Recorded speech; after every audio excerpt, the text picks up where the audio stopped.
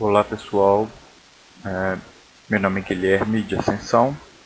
Eu vou apresentar o seminário sobre zonas de cisalhamento regionais do Brasil. É um seminário referente à matéria de Geologia e Recursos Minerais do Brasil, da UFMG, no ano de 2020. Nesse slide eu vou só fazer uma lembrança, do conceito de zona de cisalhamento. É um conceito às vezes um pouco confuso, às vezes as pessoas têm dificuldade em relacionar a zona de cisalhamento, as estruturas com as falhas, diferenciar uma das outras. Bom, a zona de cisalhamento, assim como as falhas, são estruturas com deformação localizada. Ambas têm um formato tabular, desenvolvida num plano. No caso da zona de cisalhamento seria uma região, cisalhada, onde a deformação é notavelmente maior no seu centro e diminui para as bordas. Comumente na zona de cisalhamento, a gente encontra aí milonitos, cataclasitos e pseudotactilitos, que são rochas com texturas típicas aí da zona de cisalhamento, dependendo da porção que você está, Se você está mais profundo na crosta ou um pouco mais raso. Bom, a zona de cisalhamento então pode ser entendida como uma continuação das falhas em profundidade, A falha aí seria uma estrutura tipicamente do regime rúptil, enquanto a zona de cisalhamento aí transitaria entre a faixa de transição, rúptil-dúctil, e dominaria aí o domínio dúctil, mais profundo na crosta. Então, só para poder fazer uma lembrança, essa é uma figura do livro do professor Fossen, em que a gente tem aí bem ilustrado a relação de falhas com a zona de cisalhamento. Então, acho que falar de zona de cisalhamento no Brasil é falar de lineamento transbrasiliano, acho que são quase sinônimos aqui no contexto da geologia brasileira. O lineamento transbrasiliano é uma grande estrutura geológica de sutura referente ao fechamento aí do Oceano Goiás-Parusiano durante a amalgamação do supercontinente Gondwana lá no Neoproterozoico. Aqui a gente tem à esquerda aqui uma imagem, eu peguei de uma palestra do professor Alau Assaad na UFMG no ano passado, e que ele tratava um tema de os dois Brasis morfotectônicos, E tratando-se de lineamento transbrasiliano, é bem isso mesmo que acontece, Existem quase que dois Brasis, assim. Aqui ele coloca como o Brasil amazônico, localizado aí a noroeste do lineamento transbrasiliano, que é esse tracejado aí, e o Brasil extra-amazônico, ou o Brasil brasiliano, que alguns autores colocam assim também, seriam aí principalmente o Craton São Francisco e as suas faixas móveis, que a delimitam. O lineamento corresponde a uma grande estrutura, uma zona de cisalhamento que vai desde o nordeste do Brasil até o Paraguai e a Argentina, lá para sudoeste. Ele tem uma continuidade no Craton, no continente africano, chamado de lineamento Conde África, e juntando esse lineamento aí, a porção que está no território brasileiro com a sua continuidade no continente africano, segundo alguns autores, essa extensão passa dos 9.000 quilômetros, Então é uma zona de sutura aí muito grande. Só para comparar, em termos de comprimento, os Andes hoje, que é a maior cordilheira em termos de extensão do mundo, possui 8.000 quilômetros. Então a gente vê aí que esse lineamento é maior ainda, em extensão do que a cordilheira andina aqui na plataforma sul-americana. Então é um lineamento que marca muito, que domina aí, né, grande parte da plataforma sul-americana e grande parte lá no continente africano.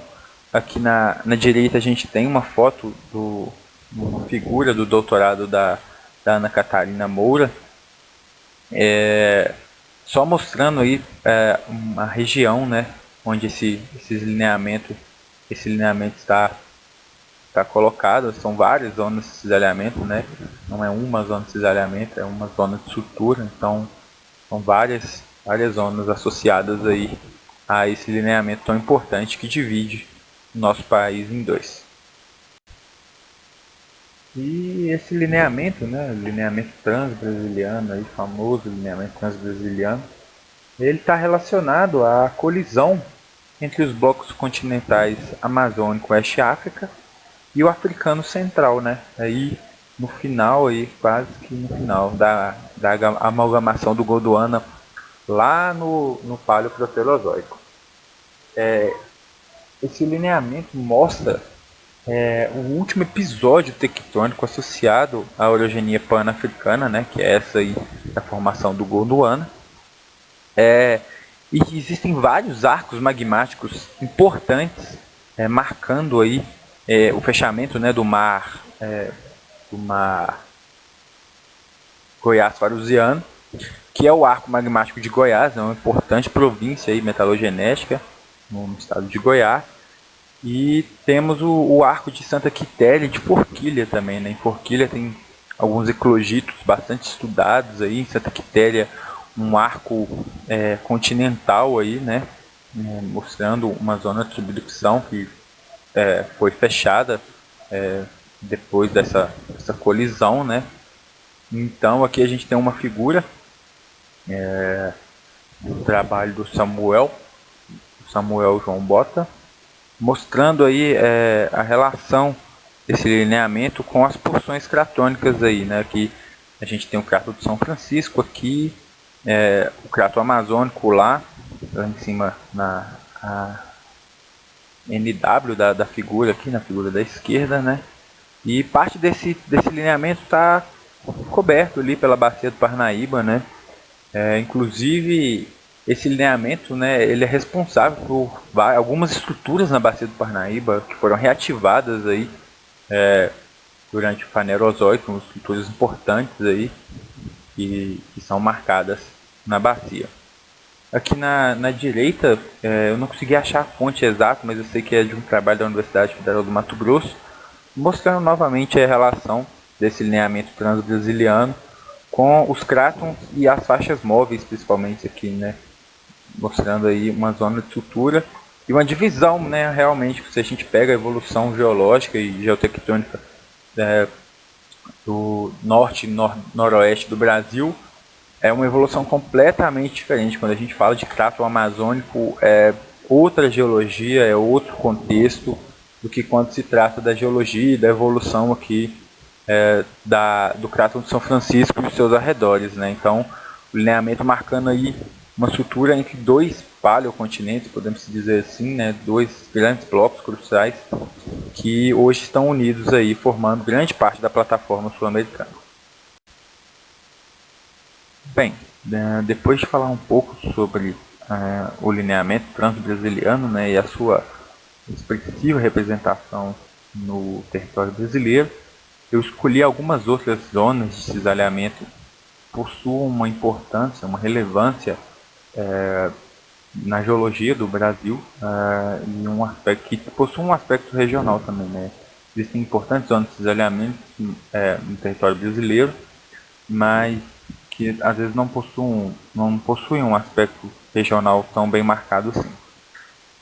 Uma dessas zonas, né, nesse caso aqui são 3 zonas de cisalhamento, estão relacionadas à província Borborema, que é uma província localizada aí no nordeste do Brasil, que está relacionada também à orogenia pan-africana, né, lá no Brasil, lá no Neoproterozoico, relacionado aí à amalgamação do Gondwana. As 3 zonas de cisalhamento que eu vou falar, existem várias zonas de cisalhamento, aqui é um cinturão de zonas de cisalhamento, né? A província são várias zonas de cisalhamento, mas as mais importantes que eu vou falar e que definem os domínios tectônicos divididos aí por diversos autores, o próprio Brito Neves, né, o professor Blay, é a zona de cisalhamento Pernambuco, que é essa a sua aqui, essa ZCPE, a zona de cisalhamento Patos, que é aqui no centro, a ZCP, e a zona de cisalhamento Senador Pompeu, que é essa aqui um pouco mais a noroeste, está um pouco pequenininha aqui, mas você pega o estado do Ceará ali, o CE, e desce, você vai ver ela ali, a ZCSP, marcando aí a terceira zona de cisalhamento importante na província Borborema. Um pouco para norte dessa zona, a gente tem a zona de cisalhamento Patos. Se eu voltar lá no outro slide, vocês vão conseguir ver, aquela um pouco mais a norte também possui um trend leste-oeste, sendo que na sua porção leste ela inflete um pouco para SW, NF. É uma zona também com mais de 600 km de extensão, também em uma transgressiva destral, aí, um movimento destral, marcando o limite entre o domínio tectônico central e o domínio tectônico norte. E a última zona de cisalhamento, que é um caráter regional aqui na província, é a zona Senador Pompeu, que está a noroeste aqui da figura, a gente consegue ver aqui. É uma zona também de movimento destral, todas as zonas aqui são destrais, possuem uma extensão aí de 350 km, tem o seu limite aí a sudoeste pela Bacia do Parnaíba e a leste pelos sedimentos porteiros ali, né?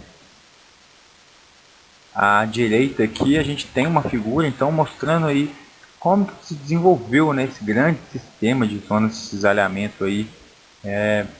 Elas estão relacionadas, como eu já falei, à amalgamação lá do Gondwana, no Neoproterozoico, a tectônica, a orogenia pan-africana brasiliana, e é uma região aí que, coitada, ficou espremida aí entre três cratons, né?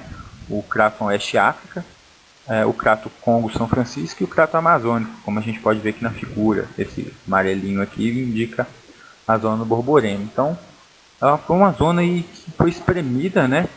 Quando você teve o fechamento aí do Oceano Goiás-Parusiano, onde o crato Amazônico colou com a região aqui do craton São Francisco. Não colou, né? Não colam um no outro, mas teve o fechamento desse oceano. Depois você ainda teve o crato Oeste África ali apertando mais essa região e acabou gerando uma zona de cisalhamento transpressivas, expulsando o material, né? Não tinha para onde ir. Para sul tinha o crato São Francisco, para norte tinha o crato Oeste África, para leste tinha o crato Amazônico. Então você tem você tem um escape lateral de material aí desenvolvendo essas zonas de cisalhamento muito grande, né? O jeito que a deformação achou para se acomodar aí foi escapando para onde é que era mais fácil, que era para a região nordeste aqui, nordeste e leste, em direção à margem, né? A margem não, perdão, em direção à faixa aqui, né? Já que todos os outros lados ela estava cercado por crátons. Aqui duas imagens bastante recentes do trabalho Arcabouço Geofísico da província Borborema, do Roberto Guzmão de Oliveira, da CPRM. É um trabalho aí de junho ou julho desse ano, de 2020. Aqui na figura à esquerda a gente tem então a relação da geologia com essas zonas de cisalhamento, né? A gente pode ver então que a zona de cisalhamento Pernambuco, que é essa mais a sul aqui, ela é uma zona de cisalhamento com movimento destral, né? Uma zona destral. Ela tem uma direção aí, um trend leste-oeste, bastante marcante, a gente pode ver aqui na figura. Essa zona possui uma extensão de cerca de 700 quilômetros, né? Então é uma zona bem grande, aí, bem marcante no nosso território. Ela se limita aí a leste pela Bacia do Parnaíba e a oeste pelos sedimentos, pelas bacias costeiras aí. Então é uma zona bem marcante, que marca bem aí o limite entre o bloco sul, né, o maciço sul e o maciço central aqui. E a terceira zona de cisalhamento regional que eu escolhi foi a zona de cisalhamento Paraíba do Sul. Não menos importante, né? Na verdade, ela é muito importante, está bem próxima aqui da gente. É uma zona de cisalhamento desenvolvida aí entre os estados de Rio, São Paulo e Minas. Vai um pouquinho lá para o Espírito Santo. Bom, é uma zona de cisalhamento bem interessante, né? A gente pega aí as imagens aéreas, a gente consegue ver esse trend dela aí nordeste, sudoeste muito bem marcado por foto aérea, então é bem marcante essa zona de cisalhamento. Ela também está relacionada aí à orogenia pan-africana brasiliana, né, lá no Neoproterozoico. Ela é entendida como uma zona de deformação, uma zona de deformação oblíqua, né? Então você teria um choque aí oblíquo à margem aí do paleocontinente São Francisco, de uma forma oblíqua que desenvolveria esse cinturão aí de zonas de cisalhamento, movimento destral também. Aqui uma figura aí do livro da CPRM, o livro de Geologia do Brasil, professor Rassur, mostrando, né, esse movimento destral aí, transcorrência destral do Paraíba do Sul. Bom, essa direção formada durante a orogenia pan-africana pertence, né, a zona de cisalhamento Paraíba do Sul tá dentro aí do cinturão Ribeira, que é uma dos compartimentos da província Mantiqueira, e ela é marcada por empurrões e dobras vergentes para a NW, que seriam aí o que os autores chamam de primeira e segunda fase deformacional, seguido por uma terceira fase tardia, que é responsável por dobras normais, né? Então seriam dobras abertas com o plano axial vertical e o eixo horizontal, e esses zonas de cisalhamento dúcteis aí, com metamorfismo alto, né? A gente tem coisas granulíticas aí no meio, gerando esse regime transpressivo destral aí. A gente tem algumas estruturas em flores bem marcantes aí na região do cisalhamento Paraíba do Sul. E seria a terceira zona de cisalhamento que eu escolhi para poder falar para vocês. Existem diversas outras aí no território brasileiro, mas eu acho que como o trabalho é relacionado a zonas regionais, né, acho que são as três mais marcantes, assim, mais conhecidas. Existem outras zonas de cisalhamento não tão regionais assim, mas que também são importantes. A própria aqui no quadrilátero ferrífero, há várias zonas de cisalhamento importantes. Lá no Carajás, o cinturão Maronita-Caiunas, tem várias. Bacajá, então... mas essas três aqui são muito importantes, são muito estudadas e são comumente faladas aí em congressos, em discussões de palestras e tudo mais. Aqui é a bibliografia que foi usada no trabalho, com as referências. Também já estão colocadas lá nas imagens, mas para quem quiser dar uma conferida, tá tudo aí. Beleza? Muito obrigado, espero que vocês possam aproveitar a apresentação. Obrigado.